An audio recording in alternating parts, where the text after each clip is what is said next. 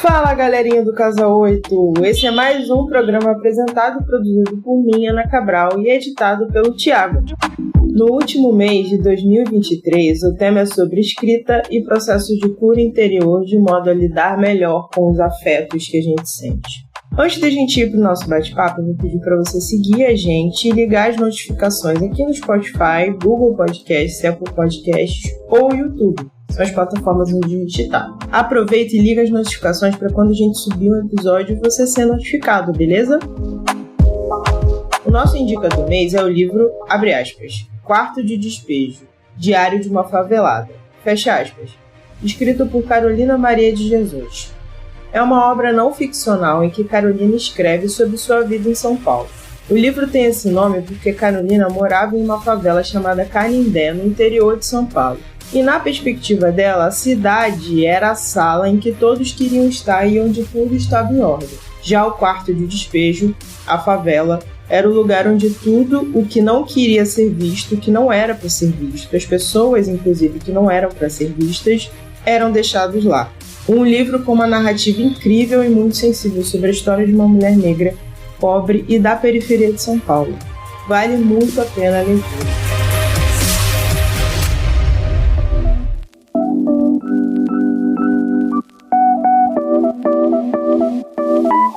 Abre aspas. O melhor de tudo é o que penso e sinto. Pelo menos posso escrever. Senão me asfixiaria completamente. Fecha aspas. Essa frase é do livro do O Diário de Anne Frank.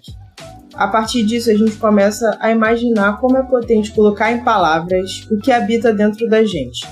De acordo com a Edonésia Colodel e Walter Ferreira, no seu estudo chamado, abre aspas, O Poder Terapêutico da Escrita, quando o silêncio fala alto, fecha aspas, a palavra escrita é um caminho onde é possível se comunicar de forma interpessoal e intrapessoal, entendendo ela como um processo criativo e recurso terapêutico individual. O psicólogo Ricardo Milito, em entrevista à CNN, também explica que a escrita é um recurso terapêutico que ajuda na gestão de conflitos internos e incentiva a criatividade. Um dos efeitos de melhoria nesse processo de escrever é o autocuidado. O escritor e youtuber Emanuel Aragão também entende a escrita como um caminho importante de compreensão dos sentimentos. Prontos para conhecer a nossa convidada do mês?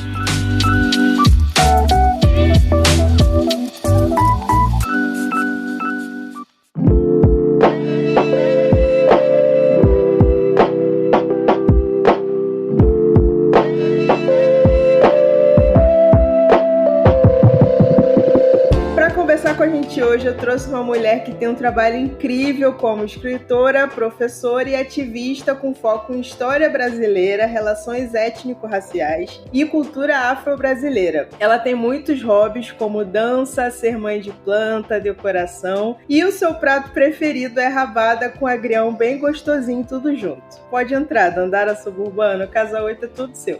Olá, gente! Cumprimentando a todas as pessoas que nesse momento estão me ouvindo. Quero agradecer o convite da Casa 8 para estar aqui hoje, nessa roda, nessa gira aí de saberes, fazendo essas trocas. E agradecer a todos vocês que também estão aí na escuta, dizer que só faz sentido se a gente troca.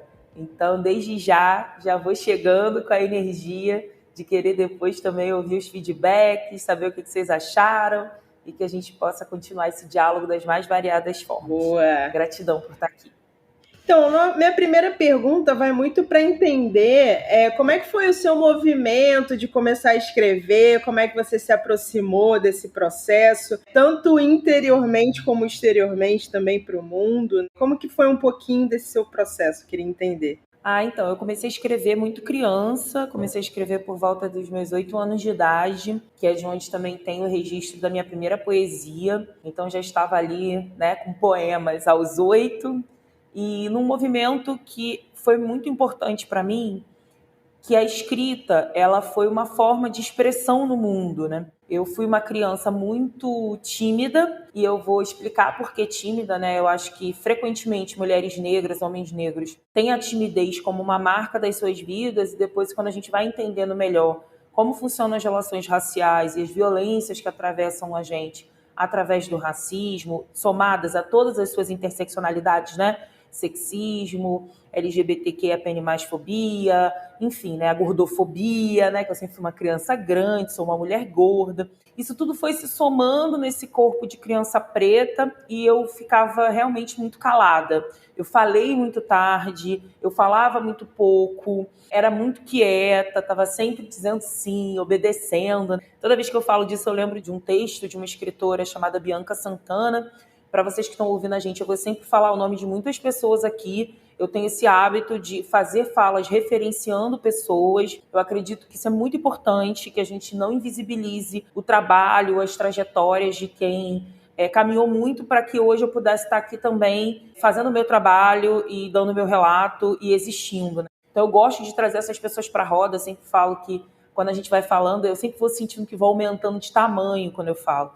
Porque é isso mesmo, eu vou agigantando no sentido das pessoas que vão entrando para essa roda, tanto as ancestrais como as que estão hoje vivas. A Bianca Santana é uma pessoa que eu vou falar bastante dela aqui, foi muito importante no meu desenvolvimento, principalmente posterior, já na fase de criar oficinas de escrita. E aí eu sempre lembro da Bianca, quando eu falo sobre essa questão de ser muito quieta quando criança, que ela tem um livro, Quando Me Descobri Negra, em que tem um conto dela que ela fala isso, né? Que ela, quando criança, estava sempre dizendo sim, ela não respondia aos adultos, ela era boazinha e estudiosa. E essa é exatamente eu era muito boazinha, muito estudiosa, muito quieta, muito silenciosa, eu estava sempre dizendo sim. Ainda estou, e ainda é um desafio para mim na vida dizer não. Eu fui criada e cresci na perspectiva de que para ser aceita, para ser admirada e para ser amada, eu precisava sempre dizer sim. Eu precisava sempre estar disponível. Então isso ainda é um desafio na minha vida adulta, hoje com muito mais consciência, que eu tento lidar. Então essa criança muito boazinha, muito estudiosa, muito quieta, usava a escrita como uma ferramenta de existência, uma ferramenta terapêutica. Isso é a mulher de hoje falando dessa criança, porque memória, eu sempre falo isso, memória é sempre do presente. Então, a minha memória de hoje, né, da Carolina com 35 anos, da Dandara com 35 anos, ela olha para essa criança e consegue enxergar a escrita como uma ferramenta política, terapêutica, como um acesso, né, como uma senha de acesso ao mundo, muito importante. E isso aconteceu muito em função da minha mãe. A minha mãe, Maria Eugênia, hoje minha ancestral, minha mãe era datilógrafa de formação, trabalhou com muitas coisas, fez faxina, trabalhou vendendo coisas, né? Essa coisa do comércio é muito forte na minha família. Meu pai e minha mãe foram exímios comerciantes, vendedores. Eu também já vendi muita coisa na vida. Então isso também é uma marca da minha história, né? E venda tem tudo a ver com palavra, né? Por isso que eu estou ressaltando a coisa da venda, do movimento, do comércio, porque venda é troca, né? Meu pai foi um homem que cresceu em feira livre. Minha mãe e meu pai foram de feira, eram feirantes. Então, essa coisa da feira, da palavra, da circulação, da ideia, do burburinho, do chamado para venda, enfim, da propaganda, né? Isso é algo muito marcante ainda na minha infância e adolescência. E também hoje, acho que também me forma, né, como pessoa. E aí a minha mãe, ela tinha essa questão de ser datilógrafa, então tinha uma máquina de escrever. Eu cresci vendo minha mãe sentadinha no canto com uma máquina de escrever. Quando a minha mãe ficou desempregada do trabalho formal, do mercado formal de trabalho, minha mãe foi expulsa quando a minha mãe tinha 40 anos de idade e eu tinha 4 anos. Minha mãe foi uma mãe muito mais velha, naquela época, né? Você ser mãe aos 36, 37 anos era muita coisa. Então, com 40, 41, a minha mãe foi mandada embora porque minha mãe estava considerada velha para o trabalho que era o dela de datilógrafa e secretária, que eram trabalhos em que se imaginavam pessoas mais jovens, né? Aquela coisa, aquela imagem romântica, né? Da secretária, né? Como aquela mulher bonita, constante alvo de assédios, né? Dos mais variados tipos, que é a vitrine das empresas, né? Então, tem que ser bonita, tem que ser magra, branca, enfim, uma série de questões. Minha mãe foi mandada embora e minha mãe, enfim, foi fazer os corres dela na vida, fez muitos, mas ela fazia muitos trabalhos, assim, particulares com a datilografia. Lembrando, né, gente, datilografia, máquina de escrever, porque na época, a gente está falando de uma época, né, eu nasci em 88, né? Então, a gente está falando do início dos anos 90, em que a gente não tinha computadores, né? Já existiam computadores, mas as pessoas não tinham computadores em casa. O computador era caríssimo. Então, as pessoas ainda batiam a máquina, os textos, né? Enfim. Então, era um trabalho importante. Minha mãe tinha isso. Minha mãe, as pessoas faziam trabalhos, inclusive acadêmicos, né? Minha mãe datilografava para ficar tudo certinho, para entregar para as universidades. Fazia esse trampo, né? Minha mãe não fez faculdade, tinha só ensino médio, mas ela tinha essa coisa da educação como um princípio muito importante, gostava de trabalhar com isso, então eu cresci com esse barulho. O barulho da máquina de escrever ele é muito familiar para mim e também muito afetivo. Essa máquina hoje está na minha casa, está lá conservada, eu, né, troco lá os olhozinhos dela, boto um negócio que realmente é uma relíquia para mim. Então, a minha mãe trabalhava muito. Minha mãe trabalhava em 3, 4 lugares ao mesmo tempo. Quando minha mãe estava fazendo faxina, minha mãe estava vendendo roupa, minha mãe era muambeira mesmo, aquelas que andavam com aquelas bolsas pesadíssimas de viagem. Na época, no Rio de Janeiro, era muito comum ir para Vilar dos Teles, que era o ponto de venda de jeans, Teresópolis, as feirinhas lá de Teresópolis que na época bombavam. Então minha mãe viajava para esses lugares, viajava para São Paulo também, para 25 de março, para comprar roupa, trazer e revender. A faxina, trabalhava em bar, minha mãe trabalhou muito tempo também como atendente de bar, ainda tinha esse trabalho escrevendo. Ou seja, eu quase não via minha mãe, né? Quando eu acordava, com 6 meses, já estava na creche, então a minha mãe, esse convívio com a minha mãe foi muito fragmentado pela necessidade objetiva da vida de trabalho. Então, qual era a nossa forma de conexão? A minha mãe incentivava muito que eu escrevesse, justamente porque eu não era essa criança de estar falando, hablando pra caramba, então ela incentivava que eu escrevesse e ela percebia que eu gostava de escrever. Eu fui aquela criança que tive problemas, inclusive, porque eu rabiscava a parede, rabiscava lençol, minha mãe tinha quase um treco. E aí minha mãe teve a ideia de forrar o quarto da parede de casa com papel pardo. E aí ela forrava as paredes com papel pardo num espaço delimitado ali, que era o meu espaço de livre criação. Então, tipo, ó, esse aqui é o teu espaço, aqui você pode escrever. E eu fui me condicionando a isso, a usar aquele espaço, a escrever. E eu escrevia. E você tinha quantos anos? Eu tinha, nessa época, né, que eu já sabia escrever, devia ter uns 6 anos, 6, 7 anos. Primeiro eu desenhava muito, né, e eu sempre recupero isso, porque a escrita pra gente está num pedestal, né? É uma sociedade que coloca a escrita num pedestal, coloca a escrita num lugar muito idealizado, como se fosse algo que não é pra gente, não é pros nossos corpos, como se escrever fosse muito difícil, fosse só para seres dotados de algum tipo de genialidade, enfim. Essa é uma construção do iluminismo, é datado. No século XVIII, a gente tem um processo de construção do conhecimento da intelectualidade dentro do movimento chamado iluminismo, que ele é extremamente racista, excludente, e coloca a escrita nesse lugar de superioridade, assim, a letra caligrafada no papel, como um requisito de superioridade intelectual, com determinadas regras específicas que são muito ocidentais e que, se você não escreve e não domina, você é considerado alguém ignorante, burro, ou enfim, que não pode produzir conhecimento e saberes, né? Sabemos nós bem que os nossos corpos negros, indígenas, enfim, foram considerados corpos que não produziam memória, saber e conhecimento. Inclusive, vários desses filósofos aí do século XVIII, XIX, XVII estavam dizendo que a África não tinha memória, não tinha história antes da chegada dos europeus, né? Que era um bando de selvagens, que não tinham escrita, que é uma outra falácia, uma outra mentira que a gente tem na nossa sociedade,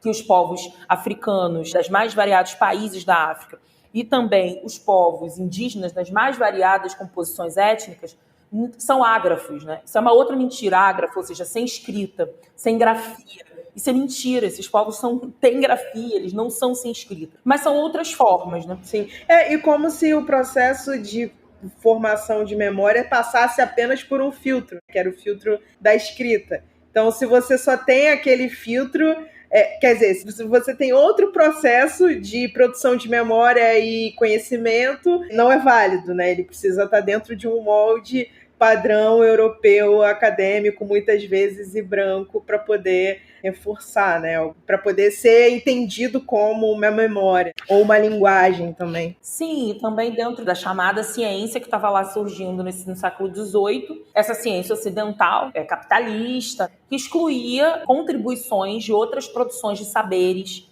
de forma legal, porque de forma ilegal elas foram todas apropriadas, né? Digamos assim. No roubo e no furto elas foram todas apropriadas. Mas a história, a memória, a trajetória, o caminho que esses saberes percorreram para chegar, né, e serem validados dentro da ciência ocidental, eles são apagados, eles são invisibilizados. Então a gente não sabe o caminho, a gente sabe que tem aquele conhecimento que muitas vezes a gente denota, né, para uma fonte europeia, né, ocidental, e na verdade aquele conhecimento vem de vários outros povos, várias outras culturas que são frequentemente estereotipadas, colocadas nesse lugar da selvageria, da ignorância, da burrice, da não civilidade, muito complexo. Mas aí a minha mãe, ela ficava incentivando esse lugar da escrita, porque era uma forma da gente se comunicar, inclusive nas ausências. Então minha mãe percebia que eu gostava de escrever, aí eu ia escrevendo, eu desenhava muito, e aí por isso que eu entrei nesse papo todo para dizer que escrita é desenho. Toda vez que a gente achar que a escrita é muito difícil, eu escuto muitas pessoas negras dizendo: escrita é difícil, escrita não é pra mim, eu consigo falar, me comunico bem, meu negócio é falar, mas escrever não, escrever é alguma coisa que parece proibida pra gente. E aí toda vez que eu ouço isso, e se você que está ouvindo a gente agora pensa isso também, ou já pensou em algum momento, só uma coisa: escrita é desenho. Porque quando a gente coloca a escrita como desenho, a gente tira ela desse pedestal, a gente desmistifica, coloca ela no lugar real, né? A gente calça as sandálias da humildade da escrita. Porque assim, quando a gente está sendo alfabetizado, e por isso a gente faz caderno de caligrafia, né? Pelo menos na minha época fazia, né, gente? Hoje em dia não faz o menor sentido isso, então, enfim. Se você é da geração Z e está ouvindo a gente nesse momento, você está pensando: ai, louca! Mas, enfim. Caderno de caligrafia? O que é isso? Absurda! Enfim. Mas a gente fazia caderno de caligrafia. Quando você faz caderno de caligrafia, você aprende a desenhar a letra. É isso que a gente faz. É um desenho, né? Então, no início, eu desenhava muito e depois eu fui escrevendo muito. E aí, a minha mãe, como tinha as ausências físicas do cotidiano, no sentido do encontro, da presença tátil, que não era ausente no sentido da manutenção da vida, do cuidado, do criar, da educação, mas era ausente do ponto de vista tátil, do toque, do abraço, do tempo, da disponibilidade para o convívio, porque essa é a vida das mulheres, mães solos, dentro de uma sociedade capitalista, né? Ter que se dividir entre 1000 tarefas para garantir o sustento e perder tempo de qualidade com os seus filhos, né? E filhas, inclusive, uma culpa que essas mulheres carregam pela vida. Minha mãe carregava uma culpa pela vida por isso. Ficava tentando lidar com a culpa das mais variadas formas, né? Então, como me presentear, fazer determinadas comidas, né? Para tentar lidar com essa ausência. E aí a minha mãe deixava bilhetes pela casa. Então eu tenho muito a memória da cozinha como esse espaço de conexão entre nós e dos bilhetes. Ela tinha um caderninho, um bloquinho. Quando acabava o bloquinho, ela comprava outro, que ela ia botando bilhete e escrevendo. Nesses bilhetes, ela fazia pedidos de tarefas domésticas, de coisas que precisavam ser resolvidas e para eu ajudá-la, né? Dependendo do grau de dificuldade, também dependendo da minha idade. Mas ela também contava como ela estava, como tinha sido o dia, e me pedia para fazer o mesmo. Então a gente tinha esse hábito de trocar esses bilhetes, bilhete na geladeira, bilhete na pia, em datas especiais como aniversário, Natal, aniversário meu e dela, Dia das Mães, a gente fazia cartas. Minha mãe sempre teve o hábito das cartas. Porque a minha mãe era uma pessoa também com bastante dificuldade de falar das dores, de falar do que estava atravessando e rasgando o peito, sabe? Ela era bem faladeira, uma boa filha de Yansan, mas muito para as coisas práticas do cotidiano, a sobrevivência, né? O que a gente tem que fazer? Tem que fazer isso, tem que fazer aquilo, dar conta disso. Mas para falar de sentimento, para falar de emoção, não era simples para minha mãe. Então, a escrita também era uma forma de proteção, para a gente conseguir fazer crescer, né? Que é isso. E aí essas cartas, eu tenho até hoje essas cartas, né? Quando a minha mãe faleceu, me surpreendeu, porque eu achei um baú na casa dela de madeira. E nesse baú de madeira, que é um baú de... Até um baú, as pessoas dizem assim: ah, é um baú, né? A gente pensa logo nos filmes de pirata. Mas não é, gente, era porque determinados jogos de louça mesmo, prato, eles vêm tipo num baúzinho de madeira. Então era um baúzinho desse de madeira de jogo de louça, que tinham todas as cartas que eu tinha escrito para ela, os bilhetes, tinha cartas que ela tinha escrito para mim, que aí, quando a minha mãe faleceu, eu já tinha saído de casa, já tinha casado. Então, ela guardou ali. E essas cartas que são cartas contando coisas que ela passou na vida, dores que ela tinha, que ela nunca me falou. Ela nunca olhou nos meus olhos para me falar. Mas estavam ali escritas, eu sabia porque eu tinha lido. E eu respondia também com escrita, porque aí ela falava: não quero falar sobre isso. Quando eu começava, tipo, ai, mana, não quero falar sobre isso. E ela falou: você sabe como falar. E aí eu tinha que escrever. Então, escrevendo era que a gente fazia essas trocas. Então, isso foi me estimulando a achar a escrita realmente algo fantástico, né? Achar a escrita uma possibilidade de troca de afeto, de carinho. Minha mãe, por exemplo, quando estava em casa, uma das atividades que fazíamos juntas é que ela datilografava as histórias que eu escrevia e ela criava livrinhos. Então ela datilografava, batia a máquina, aí comprava a cartolina colorida, botava a cartolina, grampeava e falava para mim, agora você faz um desenho para capa. Então eu era, linda. Hoje em dia eu tô aí, né? Hoje em dia a gente fica dependendo dos outros para tudo, mas quando eu tinha 10 anos, linda, eu era capista, olha, ela entrega tudo e mais um pouco. Escritora. Hoje em dia, mal tô escrevendo.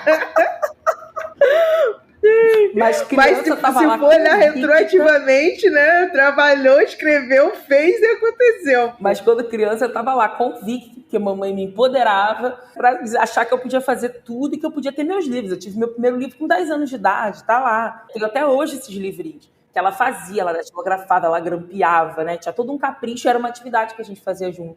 Então ela acreditava na minha escrita, acreditava nisso pra vida. E a minha avó, né? Que apesar da relação com a minha avó não ter sido tão simples ao longo do tempo, assim, acho que tinham muitos atravessamentos, né? Eu sou fruto de uma família interracial. Então, minha família, parte de mãe, é uma família branca, toda branca. Minha família, parte de pai, é uma família negra. Só que eu só fui conviver com esse pai quando eu tinha uns 12 anos, mais ou menos. Conheci meu pai com 10 anos e fui conviver mesmo com meu pai quando eu tinha 12, porque quando meu pai e minha mãe se divorciaram, eu era muito pequena, muito neném, e o meu pai ficou com raiva, tinha, enfim, situações de violência, situações difíceis, e o meu pai decidiu que você se separou, então não quero mais contato, e meio que eu acabei ficando dentro desse desafeto, né, dos dois. E aí eu não tive esse contato com meu pai. Eu me lembro da minha mãe fazendo algumas tentativas algumas vezes, mas não rolou. Eu só fui conviver mesmo com meu pai com 12 anos. Minha mãe não falava mal do meu pai, nunca falou. Pelo contrário, ela queria que eu construísse uma imagem positiva do meu pai, mas eu tinha toda uma família materna para, né, acabar com meu pai, né? Então as memórias construídas do meu pai na infância foram as piores possíveis. Que meu pai era vagabundo, que meu pai era violento, que meu pai era sambista e logo vagabundo, que o meu pai me abandonou, que o meu pai não me amava, que meu pai nunca amou minha mãe, que meu pai não valia nada, que minha mãe era maluca, era louca. Não, as memórias construídas da minha mãe era que ela era louca, fez escolhas erradas, desvairada, e o meu pai vagabundo e violento. Essas eram as memórias, né? As da minha mãe, acho que foram mais fáceis pela convivência, porque eu via minha mãe, era minha mãe ali amorosa e convivendo comigo, mas a minha mãe também teve um hiato na vida, que minha mãe precisou, enfim, viver uma internação, então eu tive um hiato de muito tempo, assim, sem essa convivência com a minha mãe. Mas do meu pai foi muito difícil, são memórias que até hoje eu vou tentando reconstruir essa nossa relação, apesar do meu pai também já faleceu, mas o fato dele falecer não parou essa construção, né? Ela continua, né? Todo dia eu relaboro uma imagem do meu pai. Mas então eu tinha uma relação complexa com a minha avó, mas vivi com a minha avó, porque em algum momento eu e minha mãe, a gente foi morar com a minha avó por questões financeiras, minha mãe não conseguiu manter casa, né, ter uma casa separada. E a minha avó era apaixonada por escrita. E aí eu fui descobrir os livros, porque até então o meu contato não era com livro físico, era com a palavra, era com a carta, era com bilhete, era com a mãe, esse amor da mãe, esse contato afetivo. A minha avó era apaixonada por livro, e como que a minha avó tinha um monte de livros em casa, mesmo sendo de uma família pobre, a minha avó colecionava selo de jornal. Então, na época, tinha aqueles selos para fazer coleções de literatura nos jornais. Minha avó comprava jornal todo dia, lembrando, né, gente, que o jornal custava 35 centavos, eu me lembro disso perfeitamente. Esse era o preço do jornal, 35 centavos, 50 centavos. Minha avó comprava o jornal e ela colecionava os selos. Então, minha avó tinha as coleções de enciclopédia, que também era muito comum na época. Hoje em dia, acho que ninguém mais faz coleção de enciclopédia, e de literatura. Então, na casa da minha avó, é que eu fui conviver com outras tantas escritoras e escritores. Mas eram, assim, os clássicos da literatura, né? Machado de Assis, Eça de Queiroz, Lima Barreto, tinha Clarice Lispector, tinha uma série de pessoas que estavam ali escrevendo, Eça de Queiroz, Agatha Christie, né? Que eu me lembro que eu amava Agatha Christie por causa do suspense. Edgar Allan Poe, o clássico dos clássicos, nacionais e internacionais, estavam na estante da vovó, porque a vovó era uma pessoa extremamente disciplinada, que lia todos os jornais todos os dias. Minha avó estudou até o ensino fundamental, assim, sabe? E a minha avó não é uma convivência com a escola formal, institucional, mas é uma frequência com a palavra. E no caso da minha avó, tinha esse apego a essa palavra escrita, que também para mim estava diretamente ligado também a uma dificuldade da fala e da expressão de onde dói, assim. Mulheres sofridas, as mulheres da minha família com muitos problemas com violência doméstica, lidando com muitas privações financeiras. Então eu fui criada dentro de famílias em que passaram fome, eu não passei fome, mas as pessoas passaram fome, mas passei também muitas privações. Então, esse lugar da palavra, existe um encantamento pelo livro e pela palavra, pelas histórias. A minha avó, ela lia até bula de remédio. A minha avó catava no chão da rua texto, bula de remédio, livro que jogavam fora. A minha avó era fascinada, é até hoje, né? Hoje ela tem glaucoma, é um pouco mais difícil, mas a minha avó fascinada pela leitura, pela escrita. E a minha avó também tinha o hábito das cartas, principalmente dos cartões, assim, em datas comemorativas. Ela não fazia essa escrita do cotidiano, minha avó era muito durona, ainda é muito durona. Minha mãe sempre foi muito mais carinhosa, minha avó muito durona, muito enérgica, mas a minha avó tinha esse hábito dos cartões como presente, sabe? De ser gentil com as pessoas e de deixar uma lembrança, tá? E para ela escrever era parte disso. Eu sempre falo que minha avó é uma mulher dos ofícios com as mãos, porque minha avó faz tricô perfeitamente, maravilhosamente bem, crochê, a minha avó borda, né? Já costurou, hoje não costura mais, e a minha avó escreve. Então, tem algo aí em comum que é esse exercício das mãos, essa coisa manual mesmo, né? Do tecer, do costurar, do cosir.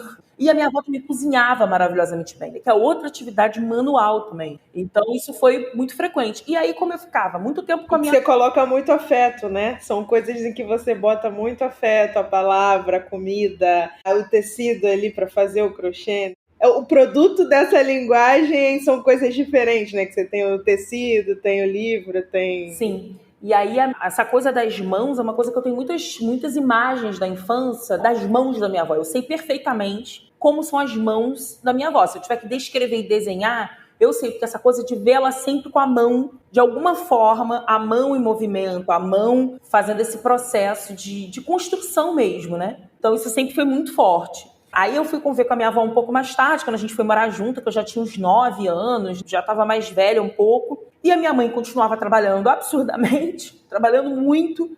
Então eu passei a conviver muito com a minha avó. E aí a minha avó tinha 2 paixões. A novela, o tricô, que eu aprendi a fazer tricô com a minha avó. Minha mãe também fazia crochê maravilhosamente bem. Eram mulheres também criadas na perspectiva de que você tem que saber todas essas atividades manuais para ser uma boa esposa, né? Então tem um pouco essa perspectiva. Por outro lado, são saberes que são muito interessantes, assim. Então, eu ficava ali bebendo um pouco dessas fontes e a minha avó me obrigava a ler.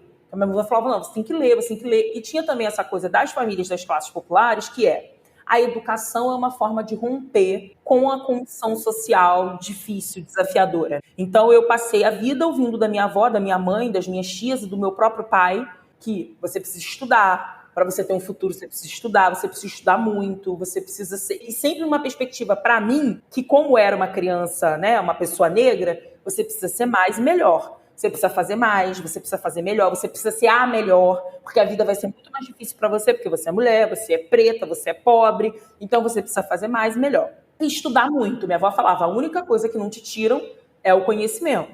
Podem tirar qualquer coisa de você, mas não tira o conhecimento. Então, tinha uma cobrança desse lugar também, do estudo, uma cobrança desse lugar, né, conforme fui ficando mais velha, de dizer assim, olha, se você quer romper com essa realidade, se você quer ser uma pessoa, você precisa estudar muito, essa é a única forma. Minha família, parte de mãe, é toda de professoras, tirando a minha mãe, todas as minhas outras tias são professoras, então tinha muito isso, dessa fé da educação, né, desse poder transformador da educação. Que também tinha, obviamente, né, lá o seu quinhão também meritocrático, mas menos, assim, eu me lembro muito também dessa questão racial ser colocada no sentido de que, cara, vai ser muito mais difícil para você do que para suas primas. Minha família é de descendente de alemão com português, pra você entender, né? É uma família branca de verdade. Caramba! Então, branca de verdade, branca real. Branca real. E branco também, não, porque a gente naturaliza também no Brasil que branco é tudo igual. A gente cria o branco uma categoria genérica, isso não é verdade. Como tem vários tons de pele preta, negra, tem vários tons de branco também, né? Eles não querem ser categorizados, porque eles querem estar no lugar, né? Que é o do Oconcudo, enfim, não querem se racializar. Mas eles são racializados e existem vários tons também. No caso da minha família é um tom claro. Por exemplo, eu agora acabei de vir de Fortaleza, do Ceará, que o Ceará é um estado muito embranquecido, né? Isso é muito nítido, assim, nas relações.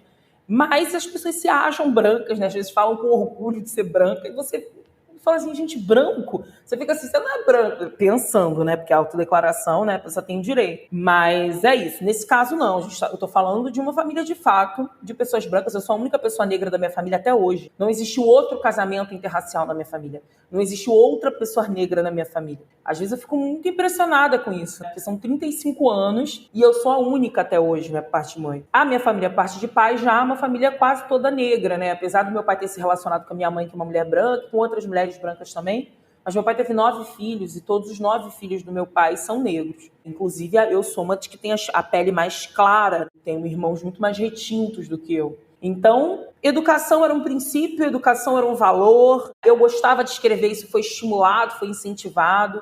No início, muito por conta desse afeto com a mãe, essa conexão com a minha mãe. E eu tô falando muito da minha mãe, porque quando eu vou criar a oficina de escrita para mulheres, lá em 2017, ela tem tudo a ver com a minha mãe. Foi no ano que a minha mãe faleceu. A primeira oficina de escrita que eu dei foi março, abril, maio. Foi 2 meses depois que a minha mãe tinha falecido. Ela já estava agendada, né? Porque minha mãe conheceu esse projeto, apostou nesse projeto, torceu por esse projeto, mas infelizmente a minha mãe veio a óbito antes dele. Então, tem tudo a ver com mãe. Todos os meus trabalhos, os meus projetos, os meus processos, também tudo a ver com pai, né? Tudo a ver com família, né? Com amor. Então, a sua primeira inspiração, assim, pro seu trabalho hoje, com certeza foi sua família, né? Sem dúvida, minha mãe. Eu faço um exercício de escrita com as pessoas que vêm, né, para as oficinas que eu facilito ou para outros encontros, palestras, que é pensar os escritores e as escritoras da nossa família numa outra perspectiva de escrita que não é da letra caligrafada no papel, porque não existe só letra caligrafada no papel como escrita. Oralidade também é escrita, corpo em performance é escrita. A gente que define escrita como letra caligrafada no papel. Letra caligrafada no papel, que é o livro, que é o que a gente conhece como escrita, é uma forma, uma maneira de escrever. Tem muitas formas de grafar memória no mundo. O corpo, por exemplo, né? A gente tem vários povos indígenas e africanos têm grafismos no corpo. Esses grafismos são história, são memória, história contada, né? Então existem muitas formas de escrita. E aí eu fico provocando as pessoas para elas dizerem os escritores e as escritoras da família, porque toda vez que a gente pensa em escritor ou escritora, a gente pensa em alguém que está muito longe da gente. Ainda que hoje a gente tenha um arsenal aí de escritoras pretas, de escritores pretos, né?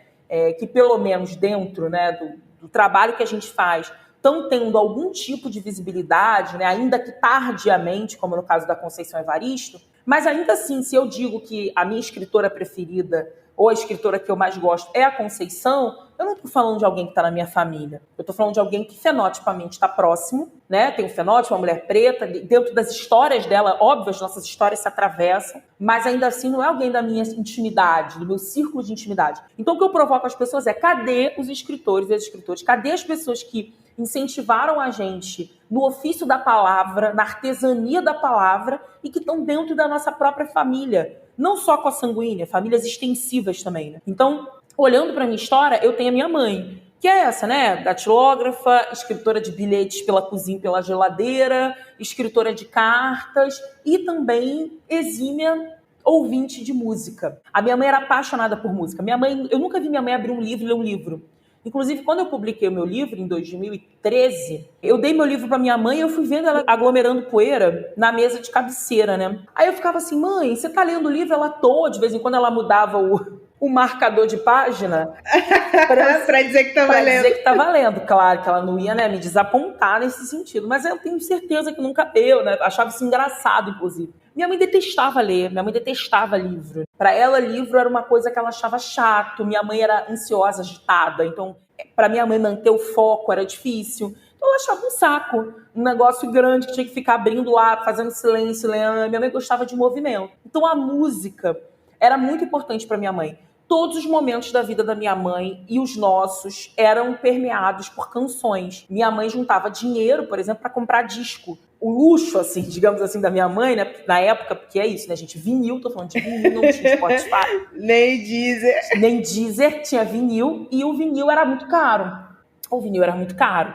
Então, o luxo, assim, digamos assim, o presente que ela gostava era vinil, que ela juntava dinheiro para comprar vinil, mas não era só comprar o vinil, ela escrevia a história do vinil na capa do vinil. Então, quando eu abri os discos, né, uma pena não os tenho mais, ela tinha história. Comprei no dia tal por causa do fulano de tal, porque eu estava sofrendo por causa disso. Então, a música tal é a música que eu tô... Então é um processo vivo de história, né? Da vida da sua mãe, assim, toda ela. É isso. E é uma outra maneira de contar a história. É uma outra maneira de produzir suas próprias autobiografias, de escrever a sua história. Que a gente imagina como possibilidade de produção escrita só um livro. E não tem várias possibilidades, tem várias formas, né? Minha mãe, ela contou a história dela, ela deixou esses registros de história através de várias outras plataformas, de várias outras possibilidades. Então, a coisa da música, que ela cantava, eu me lembro de Chico Buarque, samba, Bebeto. Então, assim, tem aquela coisa muito marcante para mim, que ela cantava e ela explicava por que aquela música. E música escrita. A gente, às vezes, também não fica ligando a música escrita. Música escrita tanto em partitura quanto em letra. Então, a gente é formada também. Quantas pessoas negras desse país não foram formadas, por exemplo, pelos Racionais?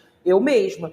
Escrita, letra, música, tá ali tudo na escrita, né? Então, a minha mãe era essa pessoa. Então, a escritora da minha família era a minha mãe, a minha avó, que adorava escrever e que aí já era uma mulher muito ligada à letra caligrafada no papel. Minha avó gostava do silêncio, minha avó não era agitada, né? Minha avó era uma pessoa muito taciturna, né? Eu adoro palavras dali, umas palavras. Não, e tem umas palavras que elas são interessantes. Taciturno, o nome já diz, entendeu? O nome taciturno já deixa a gente meio... entendeu? Que é o nome, a sonoridade da palavra já diz o que ela é. Mas, enfim, minha avó era mais quieta, mais reservada, muito controladora, mas também muito controlada pelo sistema, muito marcada por esses lugares de como tem que ser uma mulher. Minha avó hoje está com 80 anos, então se a gente pensa, quando minha avó foi jovem, né, a gente está falando de década de 20. Então, é outro tipo de criação, de perspectiva de vida. E aí, a minha avó era a pessoa do silêncio. Minha avó nunca foi a pessoa de falar muito. Minha avó, ela era dos olhares, da expressão do... Minha avó fazia o olhar, já sabia que, deu merda, vamos ficar aqui todo mundo quieto. Que ela falava com o olhar, assim, sempre muito mais silenciosa, comedida, né? Não era minha mãe. Minha mãe era um acontecimento. Minha mãe, ela falava pra caramba. Minha mãe dançava, minha mãe bebia, minha mãe ria, gargalhava. Minha avó não era essa pessoa, minha mãe era super expressiva. Então, a minha avó, ela ficava nos livros. Os livros, para minha avó, também eram um refúgio, né? E, de alguma forma, foram sendo para mim também, que tinha essa personalidade que era totalmente diferente da minha mãe. Minha mãe era eu falo que a minha mãe era pombagira. Minha mãe bebia, minha mãe gargalhava, minha mãe dançava, minha mãe chorava e ria ao mesmo tempo. Minha mãe era muito expressiva, minha mãe era muito sentimental, muito afetuosa, muito emotiva. E ela, minha avó, obviamente, como você deve imaginar, não se davam nada bem, porque eram os opostos, né? E eu, muito introspectiva, porque era isso. Na verdade, eu sentia um vazio. Quando eu era criança, a minha sensação era que tinha um vazio em mim. Tipo, quem eu sou? Aonde que eu tô? Que lugar é esse, né? Parecia que eu não tinha um lugar, eu não tinha uma existência, eu não tinha uma identidade. E quando é que começou, você falou assim, desse seu processo de sentir um vazio? Quando que Sim. Foi a virada de chave pra você, nesse sentido de, caramba, peraí, eu tô aqui? Como é que foi esse seu processo com a escrita, de se reconhecer nesse lugar também de pessoa no mundo? Então, eu escrevia muito na infância e adolescência, dentro dessa minha introspecção e dentro da perspectiva de que você precisa ser a melhor aluna. Você precisa ser a melhor em tudo que você faz. Se você não estudar muito, você não vai conseguir. Então, eu fui a melhor aluna. Eu era a melhor aluna do meu colégio, eu fui a melhor aluna dos cursinhos que eu fiz. Eu entrei no Pedro II em concurso quando eu tinha 11 anos de idade para a 5ª série. Eu vim de uma escola pública do subúrbio, assim, as pessoas riam. Ah, tipo, como ela vai passar no Pedro II? E eu passei no Pedro II porque eu estudei dia e noite.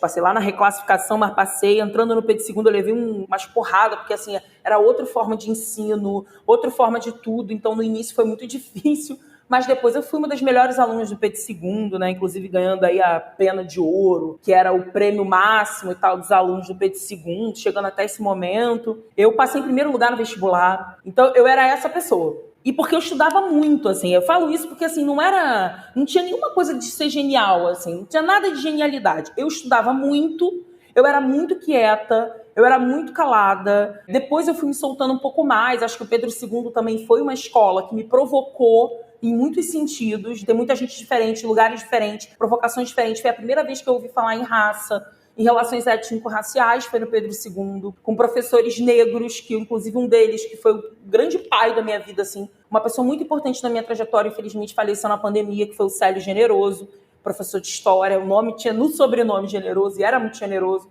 Então foi lá que eu tive os primeiros professores negros, foi lá que eu tive provocações sobre questões raciais, foi lá que eu comecei a entender politicamente o que significava o meu corpo no mundo. E eu escrevia muita literatura, eu escrevia muito conto, muita poesia, eu escrevia letras de música e eu escrevia muito também na escola. Eu sempre fui muito desfocada, tive dificuldade de manter foco. Então uma forma de manter o foco para mim, tanto em sala de aula, quanto até hoje, se eu for numa palestra, se eu for numa aula, se eu fizer um curso, eu vou anotando o que a pessoa vai falando. Eu vou escrevendo. Se não o que a pessoa vai falando, eu vou anotando as minhas sínteses a partir do que eu estou ouvindo. Isso é uma forma para mim de manter o foco. Senão eu tenho muita dificuldade mesmo de manter o foco. Então, eu tenho cadernos e cadernos de anotações pela vida. Então, a escrita, ela ia aparecendo das mais variadas formas. O Pedro II foi muito importante para me entender enquanto uma mulher negra, mas o que retirou, sem dúvida nenhuma, o vazio que eu sentia, a sensação de falta, de ausência que eu tinha, de referência que eu tinha,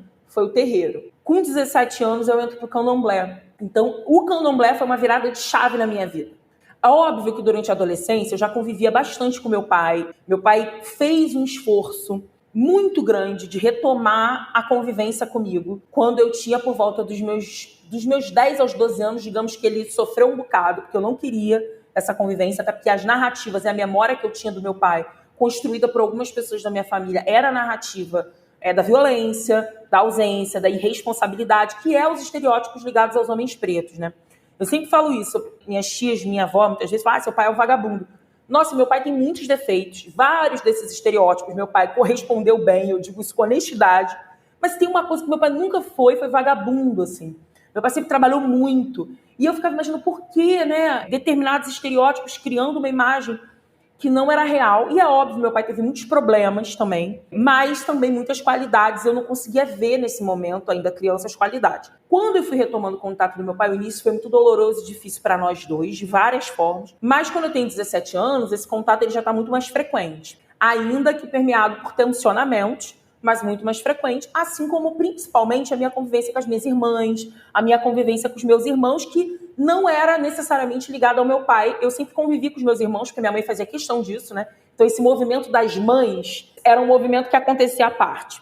Bom, e aí quando eu tenho 17 anos, eu já tinha questões espirituais, assim, já tinha uma mediunidade e uma intuição extremamente aguçada durante toda a minha infância e adolescência. Então eu era criança que eu encontrava com as pessoas, eu via as pessoas, eu adivinhava algumas coisas que iam acontecer, eu sonhava, eu conversava com espíritos, eu tive amigos imaginários durante toda a minha infância. Não eram amigos, eram legiões de amigos imaginários na minha infância, etc. Então isso era uma coisa que a minha família sabia, minha mãe sabia.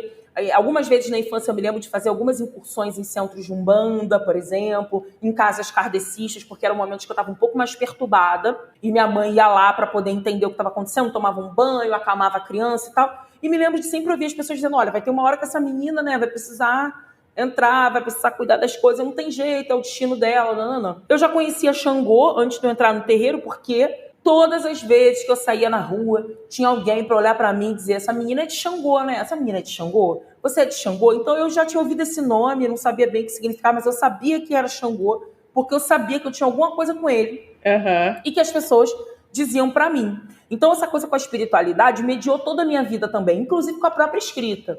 Esse movimento da escrita também foi muito espiritual. Bom, aos 17 não deu mais, a minha família era católica, então eu frequentei a igreja católica, eu fui catecista, eu fiz todos os rituais da igreja católica. Com 17 anos, um padre italiano da paróquia onde eu era catequista, inclusive, já estava lá fazendo o treino para ser catequista, ele mandou chamar minha mãe para conversar com ela. Quando ele mandou chamar minha mãe, ele virou para minha mãe e falou assim, olha, o lugar da sua filha não é na igreja católica. Foi muito honesto, muito papo reto. Aí minha mãe ficou desesperada. Passou a visão real, né? Passou a visão real. Aí ele falou assim, olha, a igreja não vai poder ajudar a sua filha. Vocês precisam procurar um lugar espírita. A palavra dele era um lugar espírita. Uhum. E foi aí que começou a nossa jornada mais séria, digamos assim, mais comprometida com o lugar espírita, que eu devia procurar. Aí minha mãe procurou meu pai, acionou meu pai e falou, olha, isso aí é seu departamento. Meu pai já era do candomblé, né, há muitos anos. Apesar do meu pai também ser da igreja, meu pai meio que transitava. Bem brasileiro, bem brasileiro. Tinha um probleminha no culto, era muito fã de São Jorge, era devoto de São Jorge, meu pai era devoto de São Sebastião, era devoto, frequentava a igreja dos capuchinhos. Eu tenho várias memórias nas festas de igreja com o meu pai. Era meu pai que me levava para a festa de igreja. Minha mãe, na verdade, tinha pavor da igreja.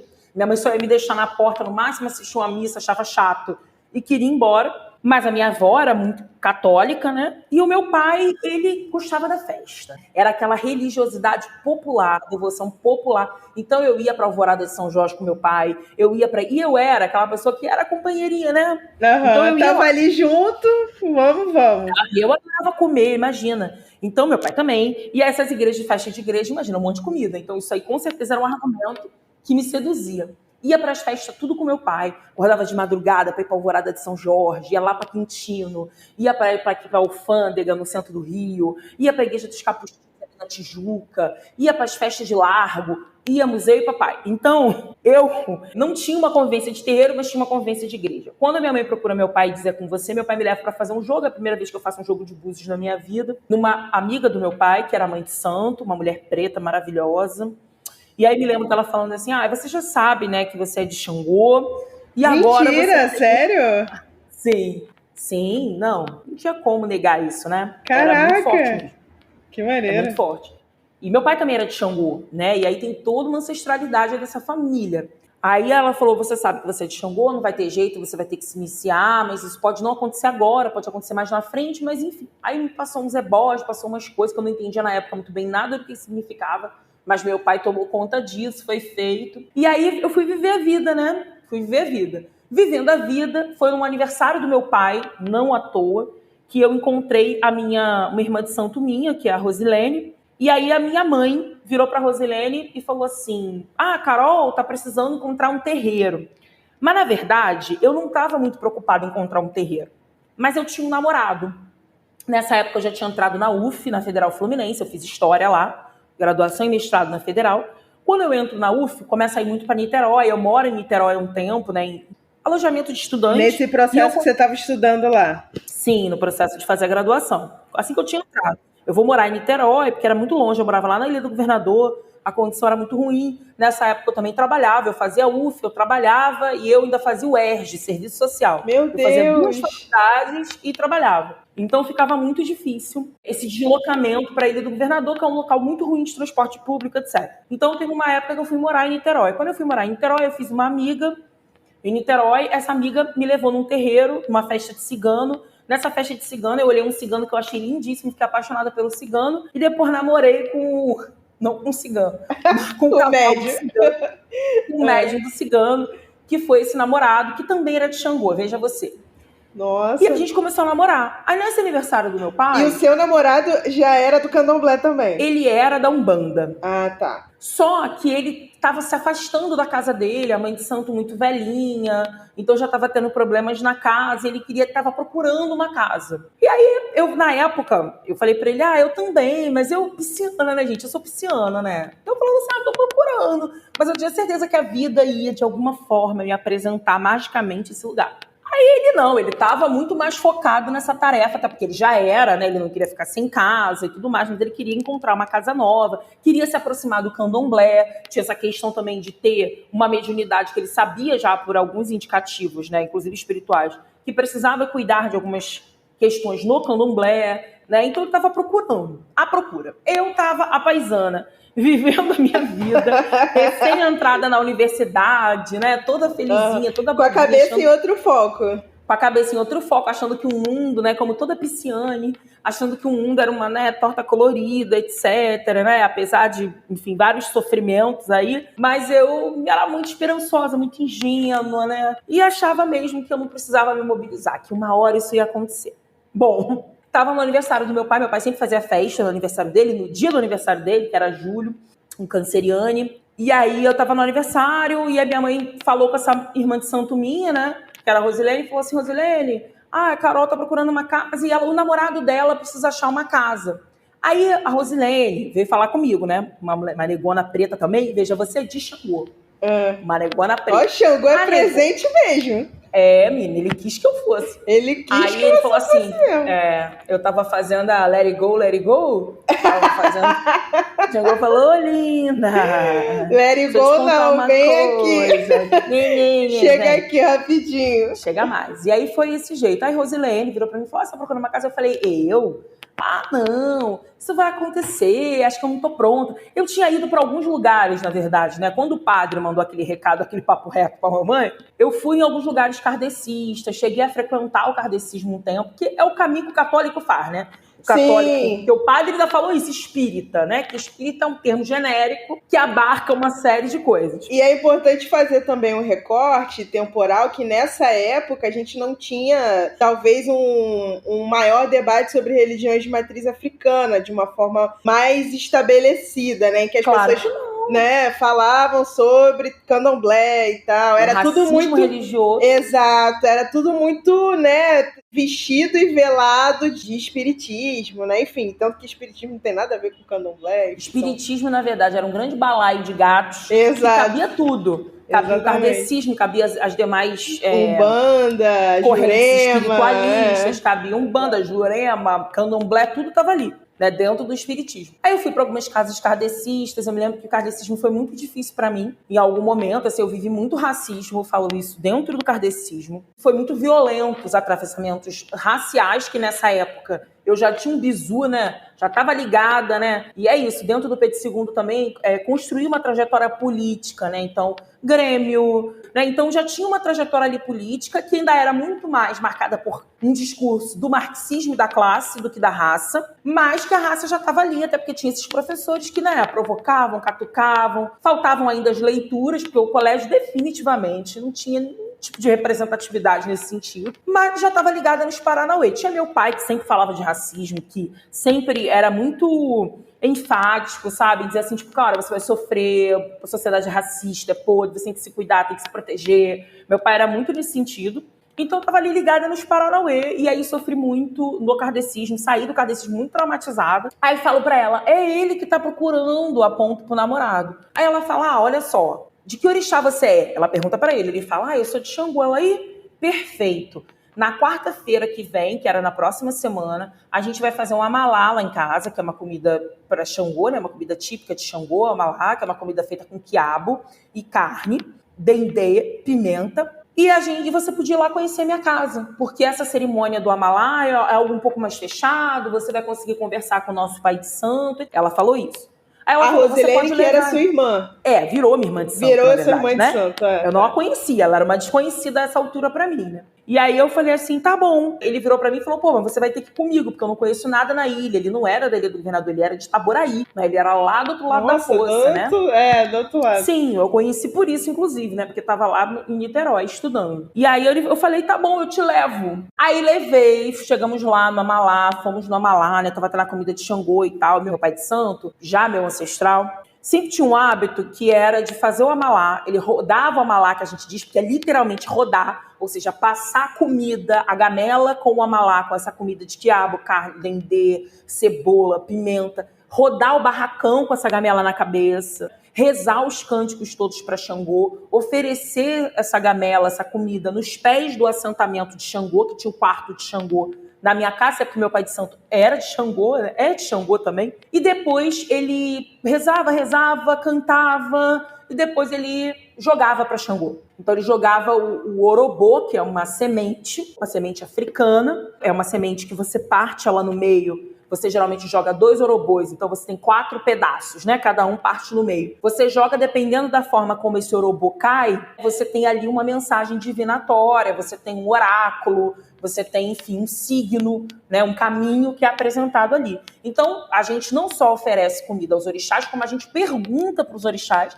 se eles estão recebendo essa comida de bom grado, se está do jeito que eles gostam, né? Se está faltando alguma coisa, e eles respondem. Muitas vezes, nessa resposta, eles não respondem apenas sim ou não, né? Aliás, quase nunca se responde sim ou não, né? Porque cada forma de cair, do mesmo jeito que tem o jogo de búzios, quando tem o obi e o orobô, né? Que também você faz um jogo com eles, a forma como cai ali é um caminho, uma história. O candomblé, ele tem muita literatura. Cada caminho, cada jogada, cada oráculo, cada caminho que se apresenta, ele tem toda uma história para contar quem é esse caminho, o que esse caminho quer dizer. Tem várias parábolas, né? Tem várias, enfim, poesias, tem vários contos envolvendo isso. Bom, às vezes o orixá, além de falar sobre a comida, ele também manda alguns recados para algumas pessoas que estão presentes e também algumas que podem estar ausentes, para dizer como que esse sistema sofisticado dos terreiros, de jogo, de oráculo, ele é muito envolvido na palavra. A palavra é muito importante em todos os processos, não tem ritual sem palavra, né? Então ali o orixá deixa a mensagem dele, a palavra dele. Nesse dia,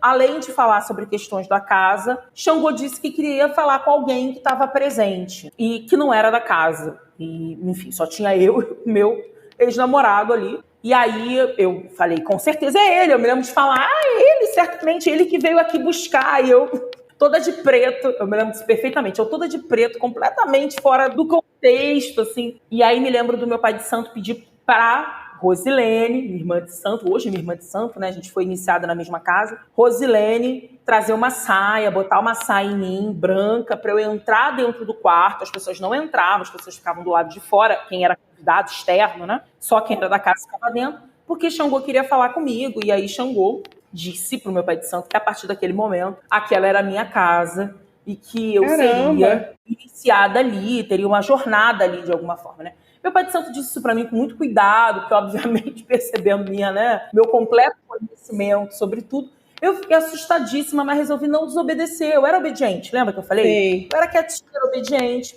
Resolvi não desobedecer, não desobedeci os outros, né? Fazendo ruindade e desobedecer Xangô, imagina.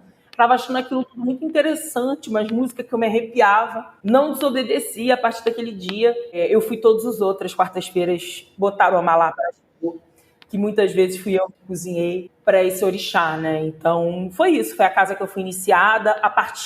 Eu sempre falo que o terreiro, para mim, o candomblé, foi um retorno, foi uma devolução, foi um ressarcimento. O candomblé, para mim, é um ressarcimento de todos os furtos, roubos que eu tinha passado na minha vida. Roubos e furtos sobre a minha história, a minha memória, da minha beleza, né, da minha autoconfiança, da minha autoestima. Tudo isso me foi furtado e roubado, né?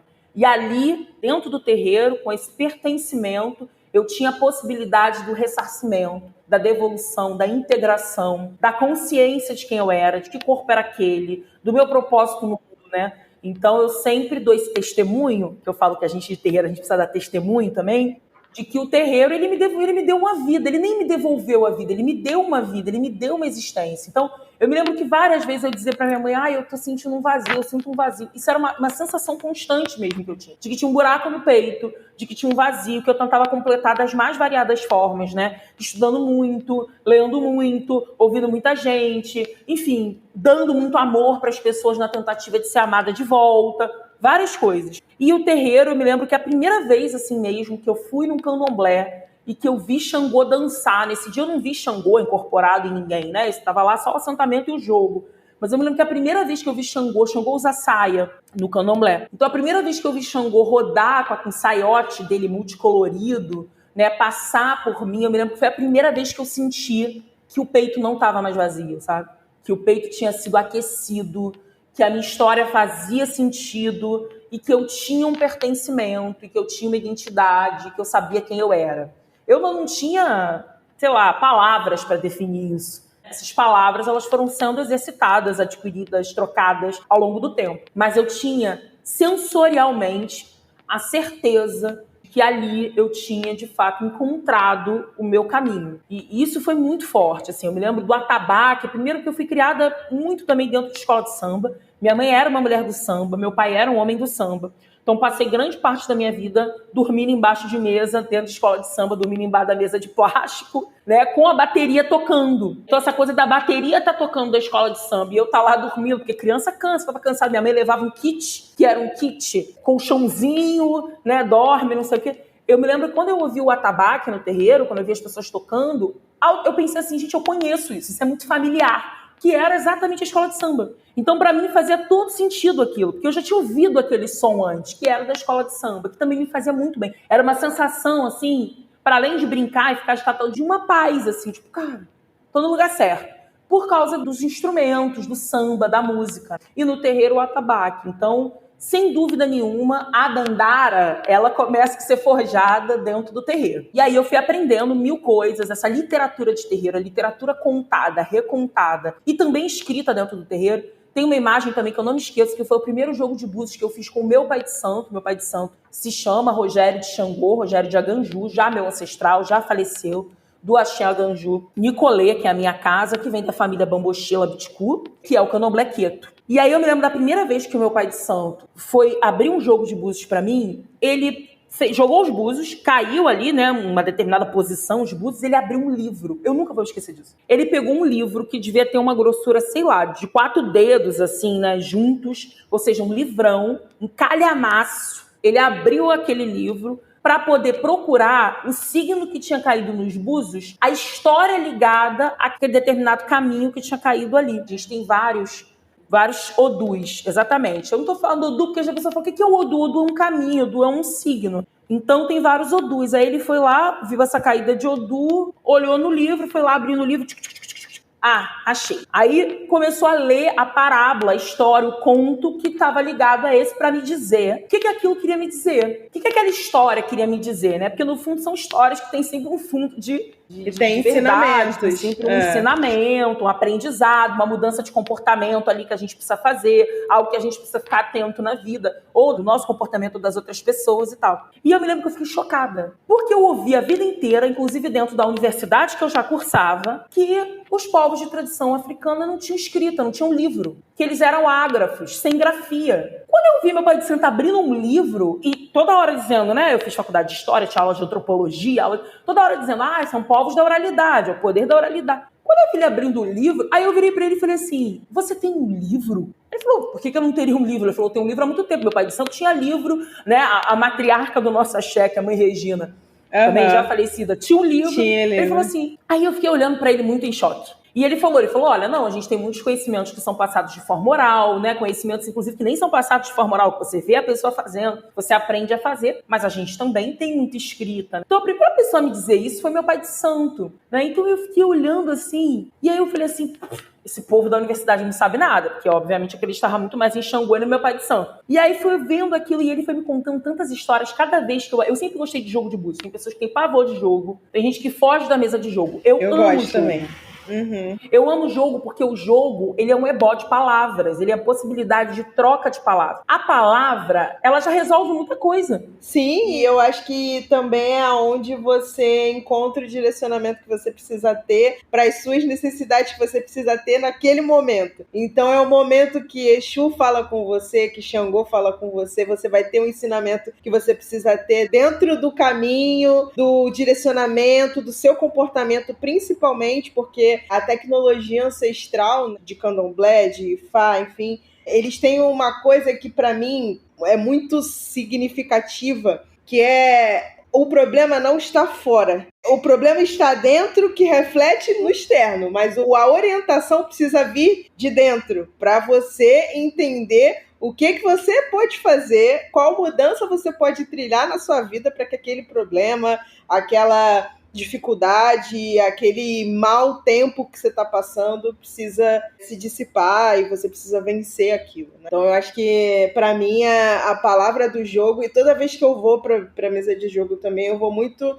cara, eu quero que Exu fale comigo, sabe? Eu quero ouvir o que Exu tem para falar comigo, Exu e qualquer outro orixá que queira falar comigo, porque a palavra, o que você vai ouvir é muito mais importante do que você quer saber dentro da sua perspectiva. Às vezes a gente vai para a mesa do jogo, quero saber isso, quero saber aquilo, não sei o quê, e cara, é no jogo de búzios que você vai ter a orientação que você não estava nem pensando em ter, mas aquela orientação vai mudar toda a sua trajetória de vida dali pra frente. Total. E é isso, né? É sempre uma surpresa, porque é isso que você falou. Às vezes a gente tem certeza de uma coisa, a gente quer muito saber uma coisa, mas a gente não precisa. A gente precisa de outra palavra. Exato, né? A gente tá precisando de uma outra palavra, exatamente.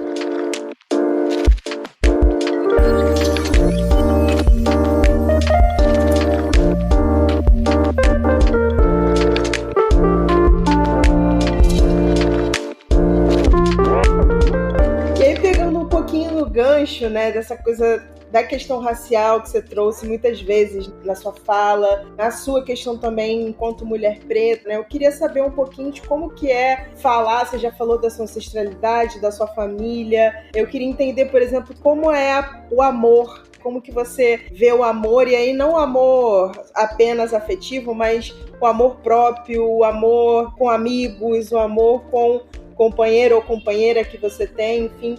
Eu queria entender como que foi isso para você, né? O processo de escrita, o processo de resgate, né? Dessa vivência do afeto também. Eu acho que tem tudo a ver, né? Como eu começo a escrever na vivência de um afeto, que é esse maternal, da mãe, então eu sempre falo isso, né? A gente tem uma narrativa que é muito constante para definir a história de pessoas pretas, que passa sempre pelo sofrimento, pela dor, uma narrativa externa, obviamente, né? Em que é o nosso sofrimento, a nossa dor que vence os algoritmos, que ganha visibilidade, notoriedade. Muitas vezes quando você está falando de pessoas pretas se divertindo, amando, gozando a vida, produzindo, isso não tem tanto alcance. O alcance é realmente a dor, o sofrimento, a história da escravidão, que é um capítulo, né? Um capítulo importante, mas é um capítulo da nossa existência, né? Então eu sempre falo que as pessoas sempre imaginam que a história dos nossos projetos, das nossas criações do mundo, ela tá ligada a uma memória de sofrimento. E eu sempre falo que no meu caso, e no caso de várias outras pessoas, porque eu tô escutando e trocando com essas pessoas, na verdade os nossos projetos criativos, eles surgem pelo amor.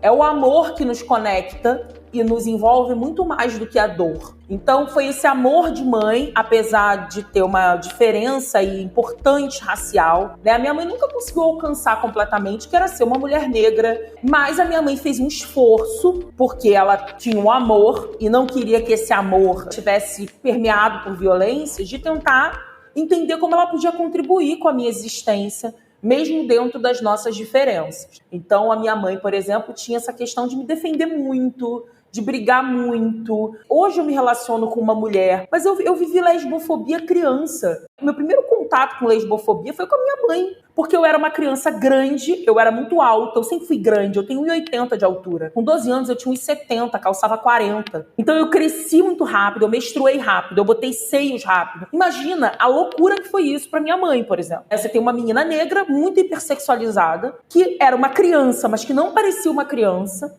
Enfim, várias questões aí. E eu me lembro, por exemplo, eu e minha mãe ia muito pra praia. Minha mãe amava o mar, eu amo o mar. Dentro dos meus escritos e das minhas produções literárias, o mar é um constante. O tema mar, as marés, enfim, a água, ela é constante. Eu falo muito de água, principalmente quando falo de amor, por Oxum e tudo mais. Então eu me lembro de uma cena, assim, de eu estar abraçada com a minha mãe, eu devia ter uns 10 anos de idade, eu estava na praia, pendurada, assim, nos ombros da minha mãe. Minha mãe era muito baixinha, minha mãe tinha 1,52 de altura. Então eu era maior do que a minha mãe, com 10 anos de idade, estava meio de pendurada em cima dela, assim, e a gente trocando afeto, e eu me lembro de passar um rapaz, um moço vendendo picolé e perguntando, é namoro ou amizade? Então, a gente viveu isso algumas vezes, eu e minha mãe. Primeiro porque eu era uma criança negra, com uma mãe branca, e que as pessoas achavam que a minha mãe não era minha mãe. Quando eu era bebê, as pessoas perguntavam onde eu tinha sido adotada. Inclusive, isso foi muito difícil na minha história, porque eu achava mesmo que eu tinha sido adotada. Essa narrativa da adoção, ela era tão poderosa na escola, nos espaços, né, os espaços públicos como parquinho e etc, que eu brigava com a minha mãe, falava, cara, me conta a verdade, eu só preciso que você me conte a verdade. Minha mãe tinha as ultrassonografias para provar que eu não era adotado, que as pessoas achavam impossível, a gente tá falando dos anos 80, 90. Uma mulher branca, loura, ter uma filha negra. Minha mãe e meu pai eram chamados de Xuxa e Pelé. Esse era o nome da minha mãe e meu pai na época, era Xuxa e o Pelé. Era referência de casal interracial, e só. Não tinha outro. Só falando de uma sociedade em que até nem as relações interraciais eram viáveis a essa altura. Isso era raro, assim. Então, eu vivia isso, assim, tipo, essa questão da homofobia, isso é muito doido, né? Então, esses atravessamentos todos, né? E o amor que a gente tinha uma pela outra, que a gente foi construindo. Minha mãe nunca alisou meu cabelo. Minha mãe nunca me deixou alisar cabelo. Eu alisei cabelo sozinha, escondido da minha mãe. É óbvio que a minha mãe, enquanto uma mulher branca, ela nunca entendeu por que eu precisava alisar cabelo. Ela achava isso um absurdo. Ela achava o meu cabelo lindo. Ela ficava sem entender. Ela não tinha ferramenta pra entender e alcançar. E eu dizia pra ela, eu não quero. Porque, óbvio, eu odiava o meu cabelo. Eu não queria ter aquele cabelo. Eu queria ter um cabelo liso. Quanto mais eu pudesse usar as máscaras brancas, né, como diz Fanon, melhor, assim. Então eu não queria. Eu já tinha uma pele que não é retinta. Eu fui, por exemplo, não querendo mais ir à praia. Isso era um desespero pra minha mãe. Por que eu não queria a praia? Porque a praia significava pegar sol, significava ficar ainda mais retinto, mais melaninada, né? Retinto não sou retinto, mas ficar mais melaninada. Então eu não queria a praia, eu queria alisar o cabelo. Eu também falava muito baixinho e muito pouquinho, e depois fui entendendo também que esse falar cada vez mais silenciosa e quietinha era uma forma de estar dentro de um padrão de civilidade. Ou seja, as pessoas me olhavam e falavam: nossa, tão educada, tão inteligente, nem parece preta. Eu perdi as contas de quantas vezes eu ouvi isso. Essa menina é tão inteligente. Elas falavam pra minha avó, é tão educada, nem parece que ela é preta. Então, assim, hoje eu sei que isso não é meu. Assim, eu sou uma pessoa que eu gosto de falar, eu gosto de gesticular, eu gosto de fazer barulho. Às vezes eu também gosto muito do silêncio. Mas eu não era quem eu era de verdade. Eu fui descobrir quem eu era de verdade no contato com o terreiro. Porque o terreiro significava não só a literatura do terreiro, tudo que o terreiro trazia de cosmos sensações de mundo, o contato com esse pai de santo, um homem negro, retinto, gay, né, e com essa família de santo negra, que a minha família de santo é muito preta. Agora tinha um processo todo de embranquecimento do candomblé, mas uma família preta em todos os sentidos, assim, não só da cor da pele, mas dessa história. E com as minhas irmãs de santo, que eram todas negras. No meu terreiro tinha uma pessoa branca. Todas as outras pessoas do meu terreiro eram negras. Meu terreiro era um terreiro dentro de uma favela, na zona norte do Rio de Janeiro, com pessoas negras, pretas. Então era um pertencimento a uma família negra, histórias negras, corporeidades negras, criatividades negras. Então, assim, isso me abriu. E, cara, eu existo, é possível existir sem precisar performar, sem precisar querer ser outra coisa, sem precisar se esconder. Então, isso foi muito importante em vários aspectos. E também foi por amor. Eu sempre falo de Xangô porque Xangô é o orixá da palavra. As pessoas falam que Xangô é o orixá da justiça e o símbolo de Xangô é o livro, mas é mais do que justiça. Xangô é o orixá da palavra. A lei é um livro. Então, Xangô, ele é o orixá da palavra ética, da palavra verdadeira. Xangô come numa gamela, tem a baba do quiabo de Xangô que vai umequitando, que vai juntando as pessoas, que vai aglomerando as pessoas. Porque Xangô é o orixá da palavra, da fala pública, da narrativa. Então, para mim, foi muito importante me conectar com esse lugar da palavra, da força da oralidade e também pensar nessa minha escrita. Quando eu entro na faculdade, por exemplo, eu parei de escrever poesia e conto. Eu bloqueei a minha escrita criativa. Eu bloqueei a mulher criativa, porque aí eu tinha um monte de regras artificiais, criadas. Eu descobri dentro da faculdade, por exemplo, eu queria contar a minha história não estava ali. A minha história de mulher preta não estava ali. A história do meu terreiro não estava ali. Nem a história da minha família branca pop estava ali.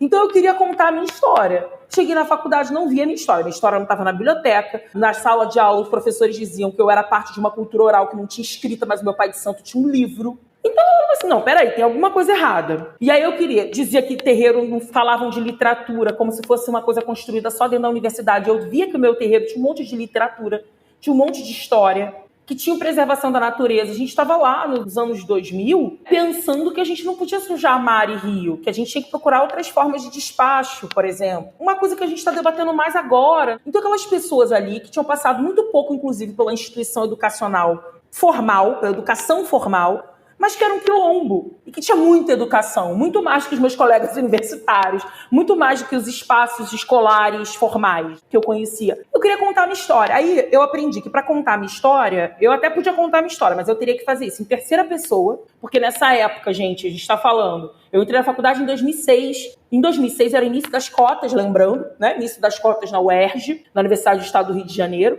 Em 2006... quase ninguém estava fazendo graduação, dissertação e tese em primeira pessoa. A minha tese foi em primeira pessoa. Um doutorado, que eu terminei agora, em 2021. Mas em 2006, eu tinha que escrever a minha história em terceira pessoa. Eu tinha que ter neutralidade científica.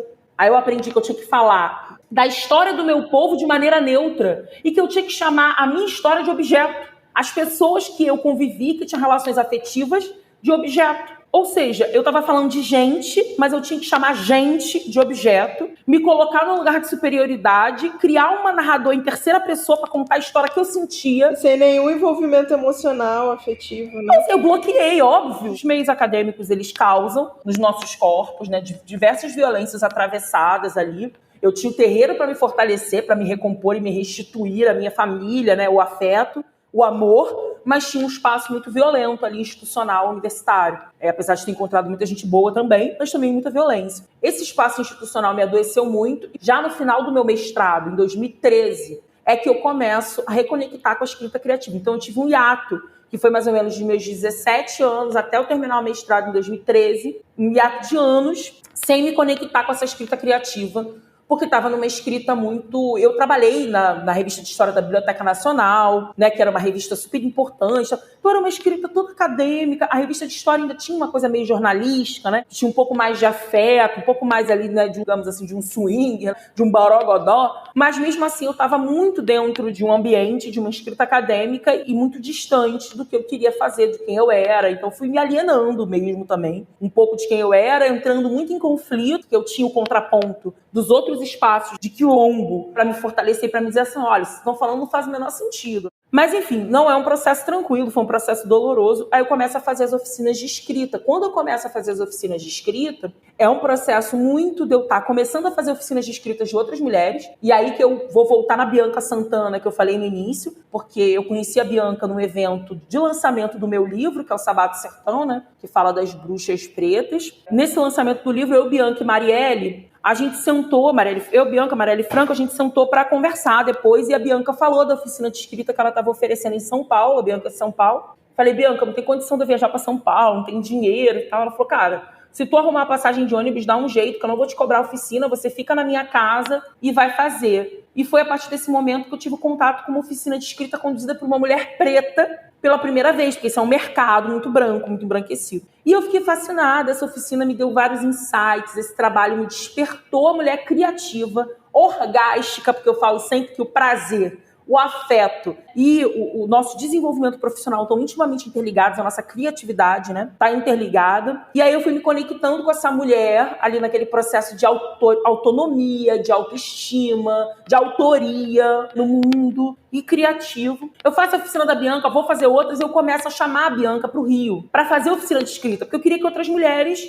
tivessem o mesmo acesso. E aí a Bianca começa a me provocar. Ela fala assim, cara, eu não tenho que ir pro Rio. Você tá aí no Rio. Faz você a sua oficina. Cria o teu projeto. Mesmo se eu for ao Rio, eu vou no Rio uma vez, mas eu não vou estar sempre aí. Ela falou, a gente precisa de multiplicadoras. E aí a Bianca começa a me provocar. Ela fala, cara, você vai achar qual é o teu ponto. Você vai achar qual é a tua pegada. E a minha pegada, minha amiga, é fazer macumba. Que é isso que eu faço nas minhas oficinas de escrita. É literatura de terreiro. Eu levo Essé, Oriqui, Itã. Eu trago essa literatura do terreiro, tanto oral quanto também a escrita, para dentro das oficinas. Trago essas histórias de orixás, iabás e toda a sensorialidade que o terreiro dá, né? Porque o terreiro me ensinou uma escrita sensorial, que era a escrita que eu tinha quando era criança. Era tão espontâneo quando eu era criança. Fazer poesia, escrever, e de repente virou algo tão árduo no processo de tentar me enquadrar numa série de normas, numa série de magias que não eram magias pretas. Eu adoro quando a Makota Valdina, também de nossa ancestral, ela fala: o que os povos brancos fazem é magia. Você pega a bula de um remédio, você não entende nada que está escrito ali naquelas expressões.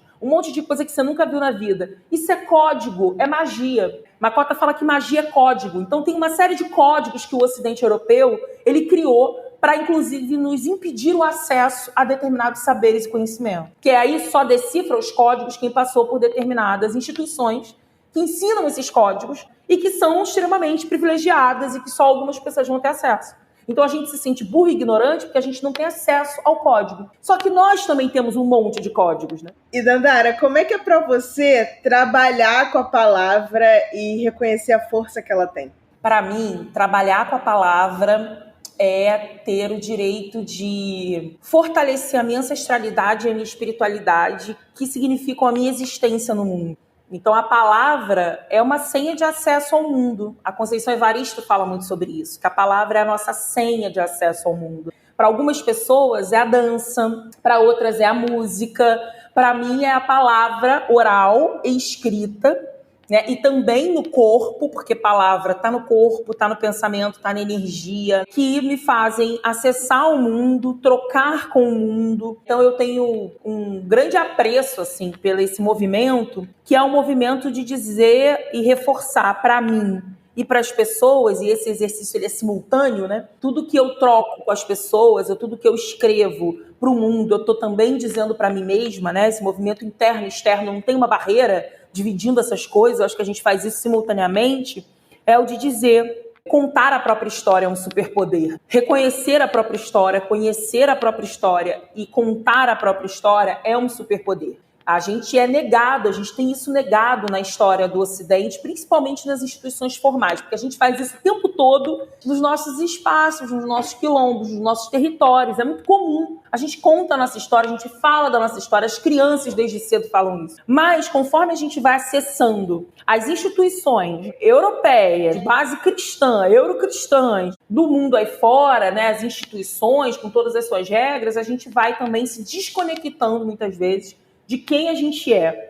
O meu trabalho é para que a gente se lembre quem a gente é, para que a gente reconheça quem a gente é, reconheça o nosso poder, reconheça toda a nossa ancestralidade, todo o trabalho que foi realizado por pessoas que vieram antes, reconheça que nós seremos ancestrais das pessoas que ainda vão chegar nesse mundo, então a gente tem um trabalho, um legado para ser feito, reconheça que quanto mais acesso a gente tem às nossas tecnologias ancestrais de produção de conhecimento, mais faz sentido a nossa existência e mais a gente ajuda a tornar esse planeta solo fértil para que a gente continue no mundo, porque nós estamos destruindo o planeta. Então, quando a gente entende, por exemplo, e o Orixá me ensina muito isso, os povos iorubás me ensinam muito isso, quando a gente entende que natureza somos nós, que natureza não é o rio que está correndo lá fora, né, que natureza não é o mar, que o mar e o rio no limite estão por dentro da gente, que nós somos natureza e que nós precisamos interagir de forma a não matar o outro. Então, para mim, trazer as tecnologias ancestrais de existência através da literatura afro-brasileira, através da literatura afro-indígena, através da literatura de terreiro, é também fazer uma defesa à vida numa sociedade de política de morte e extermínio. E tem uma coisa que o Antônio Bispo dos Santos, o Nego Bispo, diz que eu amo, que ele fala que trabalha com a imagem de quem venceu. Existiram milhares de projetos para nos exterminar e a gente está aqui, 54% da população. Então, será que eles estão ganhando mesmo, né? O Bispo fala isso. Será que eles são os vencedores? Porque às vezes a gente reproduz algumas falácias que a gente escuta. Eles não são vencedores de nada. A gente está aqui, as nossas tecnologias, as nossas produções de saberes e conhecimentos, a nossa narrativa, as nossas grafias,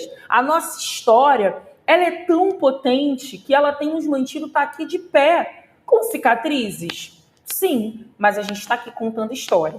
Então tem um poema meu que eu sempre falo isso, sobrevivemos para contar história. E não só, a gente está interagindo com o mundo, modificando o mundo, transformando o mundo, deixando a nossa marca, e a gente precisa muito acreditar que a gente é capaz e que a gente precisa construir novos imaginários sobre o que é ser gente preta nesse mundo. A gente tem um longo trabalho que é de construir os imaginários que nos pertencem e também reconhecer e divulgar os que já estão aí construídos. Então, é isso. Reconhecer os imaginários que são nossos. Os imaginários que têm a ver com as nossas formações familiares, os imaginários que têm a ver com as nossas jornadas. E aí não dá, gente, para a gente acreditar em qualquer mentira que contam sobre quem a gente é. A gente precisa se responsabilizar pelo poder de contar as nossas próprias histórias. E é isso que a Taré, hoje se chama Taré, palavra terapia, né, o projeto, é isso que eu tento facilitar na Taré. Eu sempre falo que cada oficina é sobre a arte do encontro,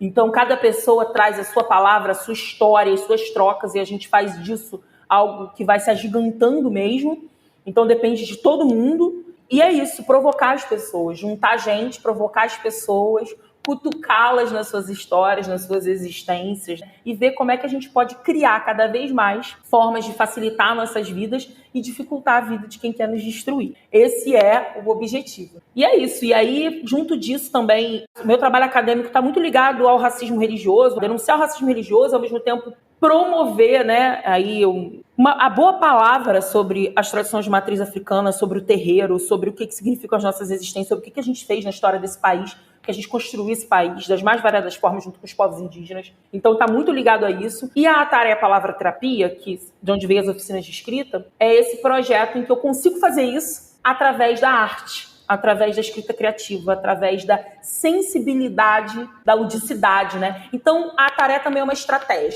estratégia de atuar no mundo, de trazer a nossa cultura, de trazer as nossas memórias, de trazer as nossas existências, de trazer a nossa corporeidade através do que a gente tem de mais sensível, que é a nossa capacidade de imaginar, de sonhar, de sentir, de se arrepiar, de se emocionar, de gargalhar, de gozar, né? Então, reconhecendo a nossa humanidade em amplos Dandara, eu quero te agradecer muito por vir conversar com a gente. O papo foi maravilhoso e eu quero abrir esse espaço aqui para você indicar algum livro, algum conteúdo que você curta e queira dividir com o pessoal. Fica à vontade. Ai, gente, tem muitos livros, né? Mas acho que eu vou fazer uma indicação aqui de literatura. Então, como a gente falou de afeto e de amor, e o meu trabalho tem muito a ver com amor, eu me conecto às pessoas nesse lugar, eu queria indicar um livro que eu participei, uma coletânea, que saiu já tem acho que uns 2 anos, que se chama O Livro Negro dos Sentidos, que é uma coletânea que fala de afeto, amor, sensorialidade, prazer, libido,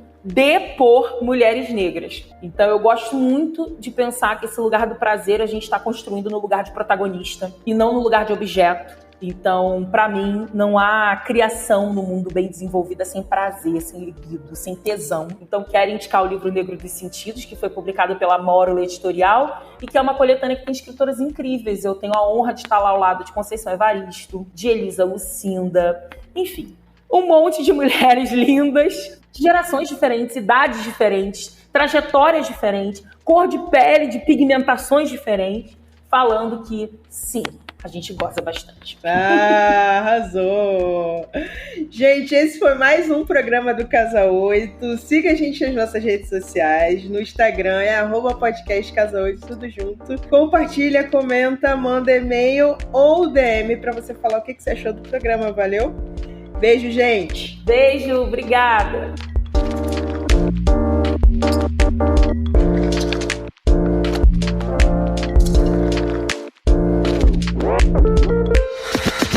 Olá, meu nome é Thiago e eu sou o editor desse podcast. Para saber mais sobre o meu trabalho é muito fácil. Segue lá no Instagram, @euthiagoaugusto.